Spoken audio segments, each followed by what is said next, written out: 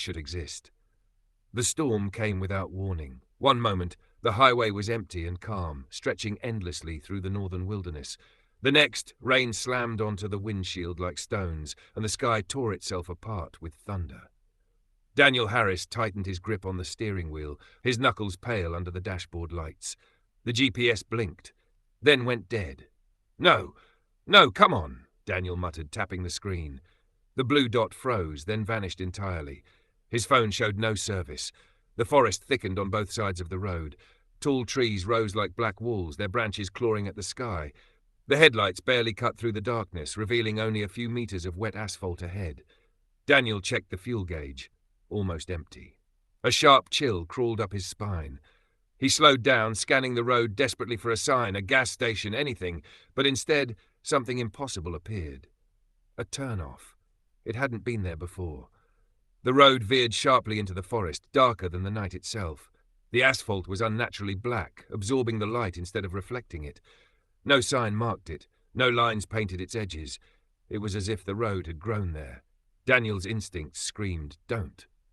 But the rain behind him had become a solid wall, and the forest ahead offered no shoulder to stop on. With the fuel gauge shaking near zero, he had no choice. He turned. The moment his tires touched the black asphalt, the world changed. The rain stopped, not gradually, instantly. The silence was so sudden it hurt his ears. Daniel glanced in the rearview mirror and felt his breath catch. The highway behind him was gone. There was no turnoff, no forest opening. Just endless trees pressed tightly together as if the road had sealed itself shut. "What the hell?" he whispered. The radio crackled. Daniel hadn't turned it on. Static filled the car, thick and loud. Then, beneath the noise, something else emerged. Breathing. Slow. Wet. Close. Daniel's heart slammed against his ribs. He reached for the radio and twisted the knob violently. The sound cut off, but the silence that followed felt worse. The road stretched straight ahead, disappearing into darkness. No curves, no hills, no signs, just black asphalt and watching trees. After what felt like hours, Daniel noticed something ahead. Headlights. Relief flooded through him. Another driver meant help, directions, proof he wasn't losing his mind. But as he drew closer, his relief turned to dread. The car wasn't moving. It sat dead in the middle of the road, engine off, driver's door hanging open. Rainwater pooled around its tires, but the surface beneath it looked dark and thick. Daniel stopped a few meters away and stepped out. The air smelled wrong. Rotting leaves mixed with iron. Blood. Inside the abandoned car, the seats were soaked red. The dashboard was cracked. Deep scratch marks lined the doors and ceiling, as if someone had thrashed violently, trying to escape something inside the vehicle. Daniel staggered backward. That's when he heard footsteps. Behind him. Slow. Careful. He spun around. Nothing. The forest stood still. No movement, no sound. Then the footsteps continued, circling him, invisible. A whisper brushed against his ear. "Don't stop driving." Daniel ran. He dove into his car, slammed the door, and locked it, his hands shaking so badly he dropped the keys twice. When the engine finally roared to life, he hit the gas without thinking. As he sped away, the radio turned on by itself. The same breathing returned, closer now. Daniel refused to look in the rearview mirror. If he had, he would have seen the handprints forming on the glass. Still warm, still moving. End of the town that breathes. The black road did not end. It only changed. Daniel drove until his hands went numb and his thoughts blurred into panic.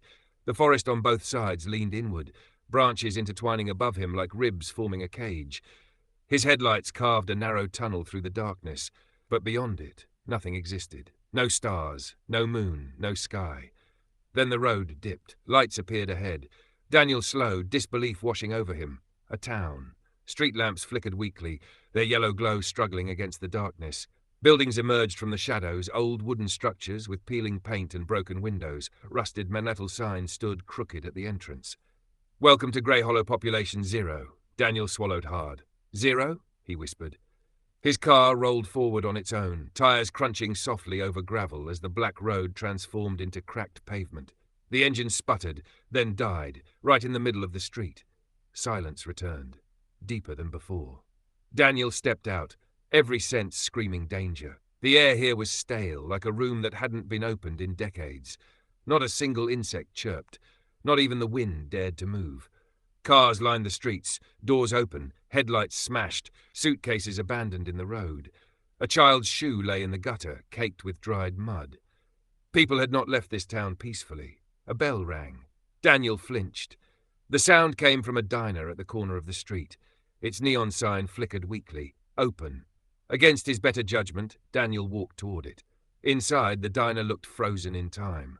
Plates of food sat untouched on tables, now rotted and crawling with mold. Coffee cups were still half full, their liquid thick and black. An old man sat behind the counter. He didn't move. "Hello?" Daniel said. The old man's head lifted slowly. Daniel's stomach dropped. The man's eyes were gone, two dark, empty sockets leaking a thick black fluid that ran down his wrinkled cheeks. His smile stretched too wide, pulling the skin of his face tight. "You're late," the old man said. Daniel backed away. "Where is everyone?" The lights flickered. Shadows moved where no bodies stood. "Grey Hollow keeps what the road gives it," the man replied. "We were travellers once, just like you." Figures began appearing around the diner, men, women, children, standing silently between tables.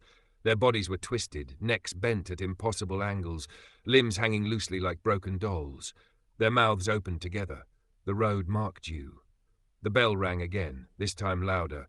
The windows darkened as something pressed against the glass from the outside. Hands, faces, too many. The old man slammed his hand on the counter. "Run!" The diner doors burst open behind Daniel. Cold air rushed in, carrying whispers and screams. He bolted into the street as the town moved. Buildings shifted, roads twisted, street lamps bent downward like watching eyes. Grey Hollow was alive. Daniel ran, his feet slapping against the pavement as shadows chased him. Doors slammed shut on their own, alleyways stretched longer than they should have, then snapped back. A woman appeared suddenly in front of him. Her face was half gone, jaw hanging loose. "You can't leave," she said softly. "The road always brings you back." Daniel shoved past her, feeling ice-cold fingers brush his arm. The exit appeared ahead, the black road, waiting. Just as Daniel reached it, the ground shook. The town screamed. Every building let out a long, distorted wail as if Grey Hollow itself was angry. Daniel jumped into his car. The engine roared to life without the key. As he sped away, he saw the people of Grey Hollow standing at the edge of the road, unmoving, smiling. Their mouths opened one last time. "See you again." The black road swallowed him whole. The moment Daniel crossed back onto the black road, the town vanished. No transition, no fading lights. 1 second, Grey Hollow screamed behind him. The next, there was only forest. His speed climbed without him realizing it. The road stretched endlessly forward, slick and black like wet skin. The headlights flickered, dimming with each passing second. That's when Daniel realized something terrifying. The trees were closer, much closer than before. Their trunks bent inward, branches overlapping above the road until the sky disappeared completely. The forest formed a tunnel, pressing down as if trying to crush the road and everything on it. Then came the sound. A soft tap, tap, tap. Daniel's heart froze. It wasn't coming from the engine. It was coming from the roof. Something was walking on his car. Slow, careful. Each step dented the metal slightly, the weight shifting with deliberate precision. Daniel held his breath, gripping the wheel so tightly his hands burned. "Please, please," he whispered. The tapping stopped. Silence swallowed the road again. Then a voice spoke, right beside him. "You're running the wrong way." Daniel screamed and swerved, nearly losing control. The passenger seat was empty, but the voice had been inches from his ear. The headlights suddenly died. Total darkness. The engine stalled. Daniel slammed the brakes, his car rolling to a stop in the middle of nowhere. His breathing sounded deafening in the black. From the trees, something moved. Branches snapped, leaves rustled. Heavy footsteps circled the car, slow and deliberate, dragging slightly, as if whatever walked out there was learning how to use its legs. A shape emerged into the faint glow of the dashboard lights. It was tall. Too tall. Its body was thin and bent backward at impossible angles, joints cracking softly with every movement. Its skin was pale and stretched tight, as if pulled over a frame that didn't quite fit. Where its face should have been, there was nothing. Just smooth skin. Then the skin split open vertically. A mouth formed. Rows of human teeth unfolded inside it, clicking together eagerly. "Marked," it whispered.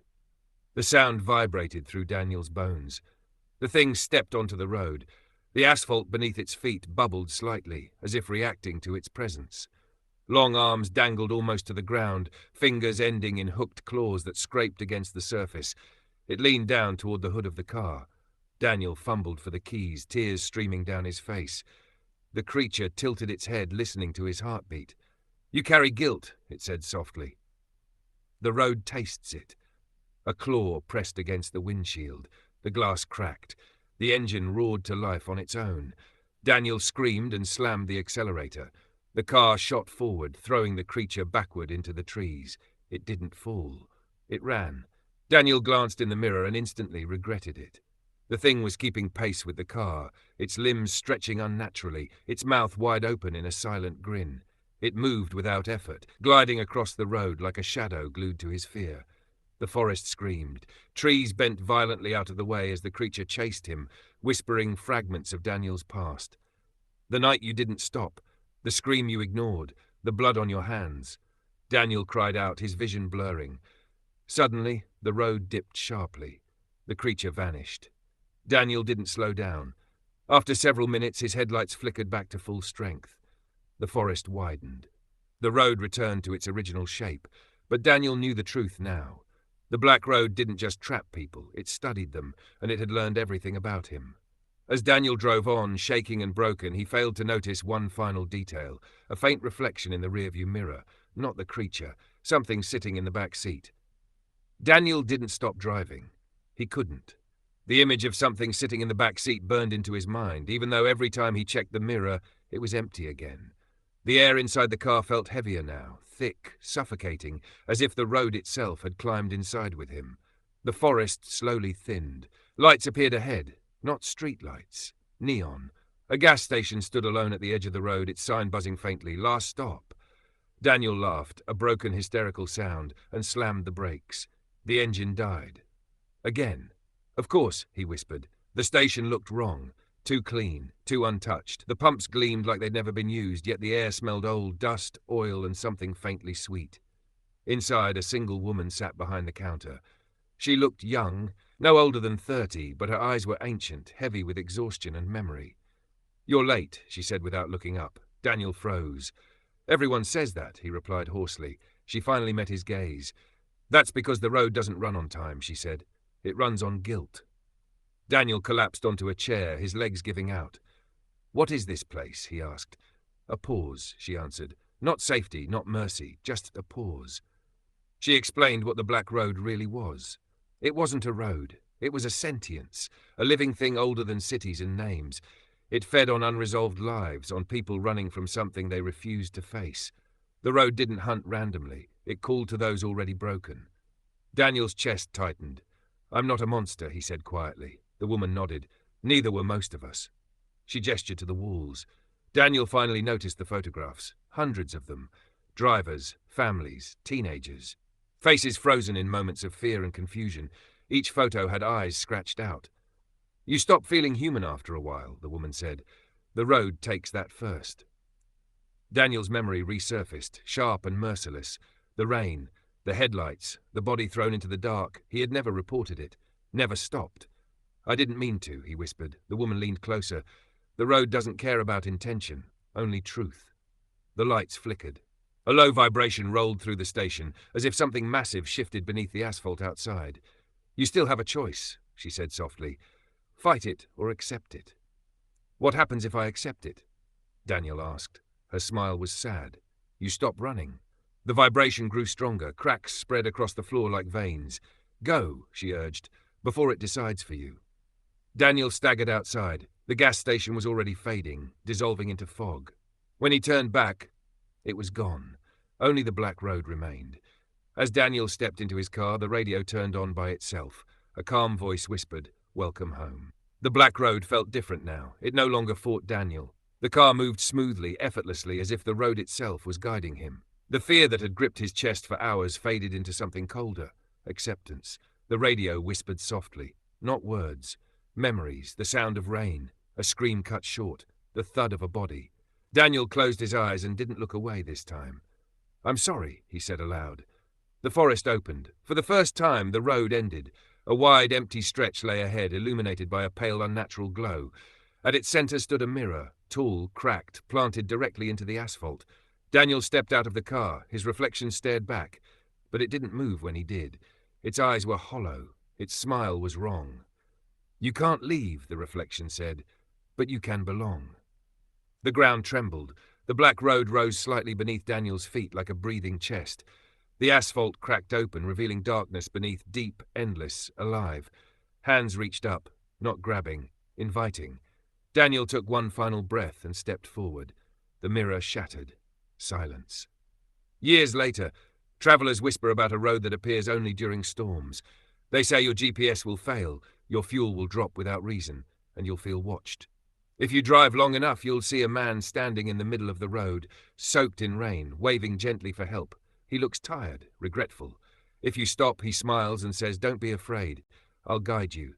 And your car will roll onto the black road, never to return, because Daniel Harris no longer runs from the road. Now he brings others home.